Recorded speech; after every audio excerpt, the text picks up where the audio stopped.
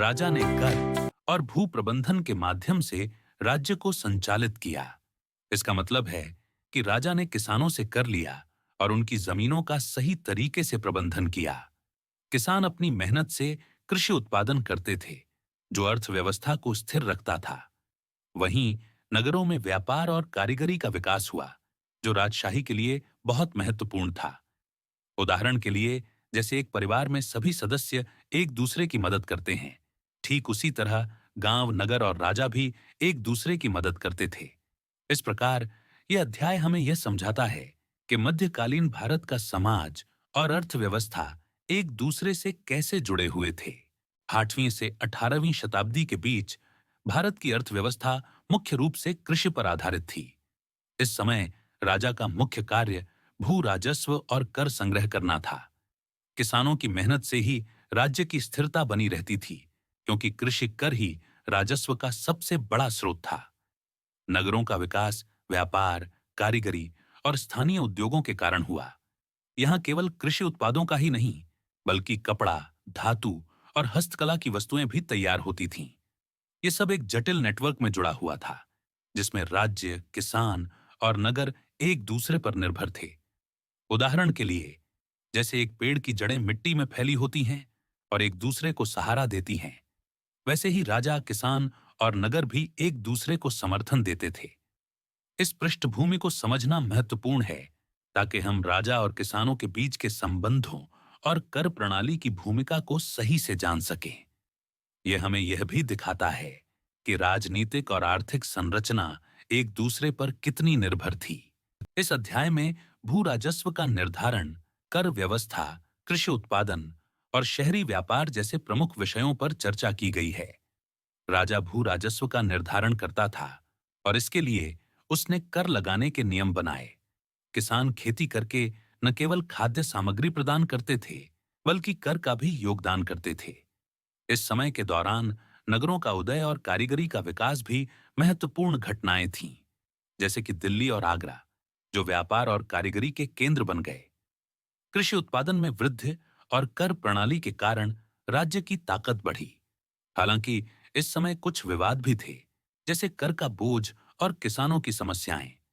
इन अवधारणाओं और घटनाओं को समझकर हम जान सकते हैं कि कैसे राजनीति और अर्थव्यवस्था ने मध्यकालीन समाज को प्रभावित किया। तो इस अध्याय से हमें यह पता चलता है कि समाज के विकास में विभिन्न कारक कैसे जुड़े हुए हैं। किसान इस समाज का मुख्य आधार थे। वे अपनी फसल के लिए जमीन पर निर्भर थे और उनके जीवन की गुणवत्ता मौसम और कर व्यवस्था पर निर्भर करती थी। नगरों में व्यापारी और कारीगर रहते थे, जो व्यापारिक वर्ग का हिस्सा थे। इन व्यापारियों ने शहरी अर्थव्यवस्था को बढ़ावा दिया। यहाँ बाजार, दस्तकारी और कारीगर उत्पादक केंद्र विकसित हुए। आर्थिक जीवन में कृषि कर, व्यापारिक कर और कारीगर उत्पादों की बिक्री महत्वपूर्ण भूमिका निभाते थे। यह ध्यान देने वाली बात है कि सामाजिक और आर्थिक जीवन एक दूसरे से जुड़े हुए थे। उदाहरण के लिए, किसान और नगरवासी राजा को कर देते थे और इसके बदले में उन्हें सुरक्षा और न्याय मिलता था। इससे हमें यह समझ में आता है कि मध्यकालीन भारत में समाज और अर्थव्यवस्था किस तरह से व्यवस्थित थे। राजा की सत्ता में एक महत्वपूर्ण भूमिका होती थी।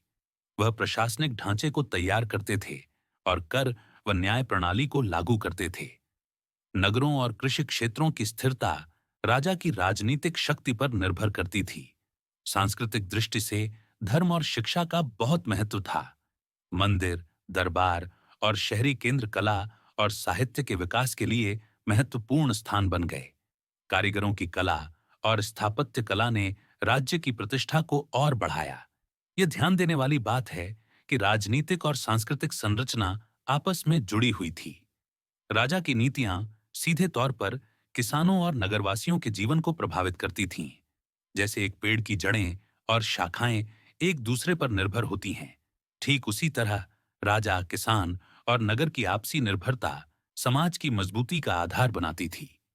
इससे हमें यह समझ में आता है कि राजनीतिक और सांस्कृतिक पहलू एक दूसरे से जुड़े हुए हैं और समाज को मजबूत बनाते हैं। मुगल बादशाहों ने कर संग्रह प्रणाली को बहुत व्यवस्थित किया। उन्होंने कर को भूमि उत्पादन के आधार पर तय किया, जिसका मतलब है कि जो किसान जितना अधिक उत्पादन करते थे, उन्हें उतना ही अधिक कर देना पड़ता था।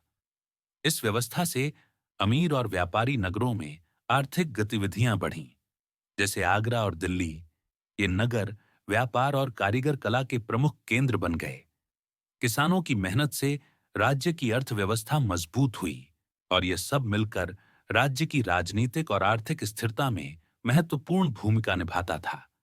इस उदाहरण से हम देख सकते हैं कि किसान, राजा और नगर एक दूसरे के सहयोग और संघर्ष के माध्यम से समाज को कैसे आकार देते हैं।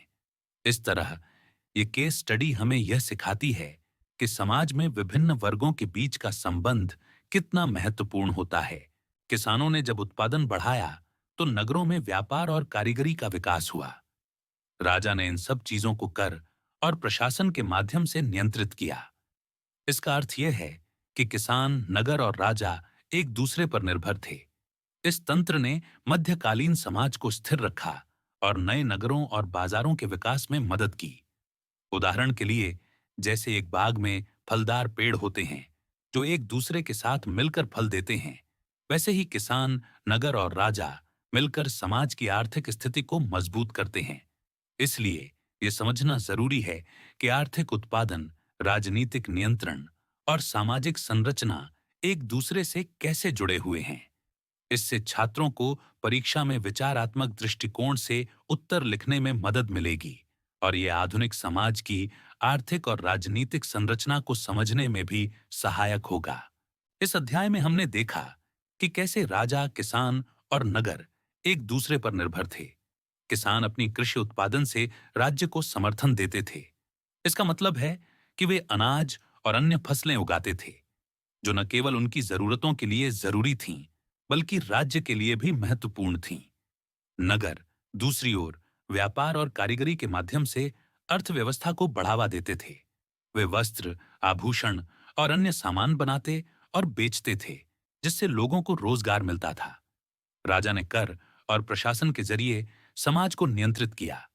इसका अर्थ है कि राजा ने कानून बनाए और लोगों से कर वसूले, जिससे राज्य का संचालन होता था। उदाहरण के लिए, जैसे एक परिवार में सभी सदस्य एक दूसरे की मदद करते हैं, ठीक उसी तरह राजा, किसान और नगर भी एक दूसरे के लिए महत्वपूर्ण थे। इस प्रकार यह अध्याय हमें यह समझने में मदद करता है कि कैसे विभिन्न वर्ग और गतिविधियां आपस में जुड़ी हुई थीं और एक दूसरे पर निर्भर थीं। जब हम इतिहास को देखते हैं, तो हमें यह समझना चाहिए कि यह केवल तिथियों और घटनाओं का संग्रह नहीं है, बल्कि यह एक विचारात्मक दृष्टिकोण से देखने की आवश्यकता है।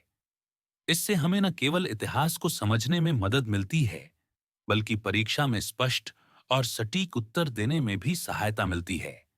उदाहरण के लिए, जैसे एक मजबूत पेड़ अपनी जड़ों पर निर्भर करता है, वैसे ही मध्यकालीन भारत की स्थिरता भी उसके तंत्र पर निर्भर करती थी।